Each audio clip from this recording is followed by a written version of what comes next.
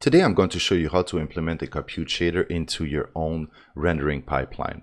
Basically, compute shaders are a great alternative to fragment shaders as they do not have to pass the rasterization phase, which means that they can achieve technically better performance. So to get started, I'm going to create a new project. And I'm going to select that the core profile is OpenGLES 3.1. Prior to 3.1, compute shaders were not available. However, writing compute shader using NRGR is basically the same as writing a fragment shader. All the conversion work is handled in the background to make it as seamless as possible, make it look and feel as much as possible as a fragment shader. Next, I'm going to put my project on my desktop. And I'm going to drag and drop my newly created scene onto the viewport. And I'm going to press Shift-1 to enter edit mode with the viewport selected. I'm going to select my camera and I'm going to delete it. We're not going to draw it to a full screen quad. We're directly going to draw using a compute shader, calculate our output on the GPU and store it inside a texture. So to do that, I'm going to select my library, asset, new material. I'm going to then create a new compute shader. And finally, I'm going to create a texture of the type storage to actually hold my Texel data that I've calculated on GPU. And for the internal format, I'm going to select RGBA 16-bit float.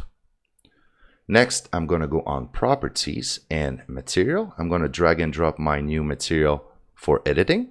I'm going to connect my compute shader. And as I connect my compute shader, I have now access to storage. Basically, storage allow me to set where the data will go, where the data will be written, but also allow me to specify the size of the data that will be computed. For this example, I'm going to leave it at screen ratio, which is set to 1. And depending on the type of work that you plan to do on your compute shader, you might want to change it to fixed size and change the size X and Y, the width and the height to based on the data that you want to compute.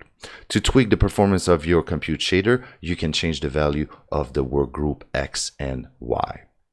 For the binding, it is basically like dealing with a frame buffer. What we're going to do is we're going to drag and drop our texture, in this case, for this example, on the first binding at index 0. This is where we are going to be able to have access based on the index inside our compute shader to tell our computer shader where to write that data.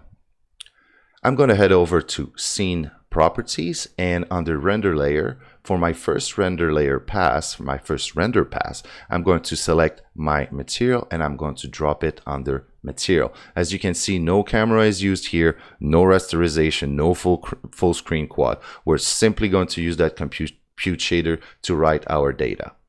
I'm going to head over to the coding layout and select my compute shader. Ensure that library is selected and I have an actual preview of my texture. Important thing to mention, compute shader are slightly different than fragment shader. Based on the binding that you're having, it have to be recompiled. So every time you are adding a new binding to your compute shader, you have to recompile it. Like in this example, even with my new binding that I add, and I'm basically previewing my application, my texture is not yet updated because I need to recompile to tell my compute shader what is the type of data that I'm going to want to write. So as I recompile, you can see that now my texture have been updated. To use a better example, let's paste this code, which is basically the default shader when you create a new project on ShaderToy. And as you might notice, it look and feel pretty much like a fragment shader. I am having access to the exact same uniform variable, built-in uniform variable that GFX provides me.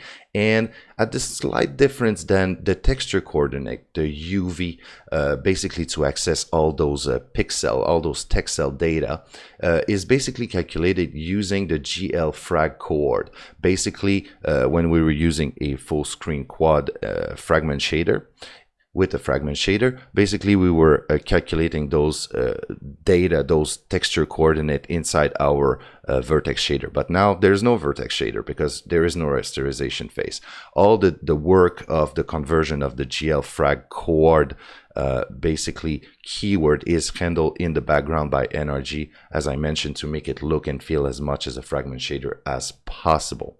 As I build my shader, you can see that now I am generating a gradient based on my application time.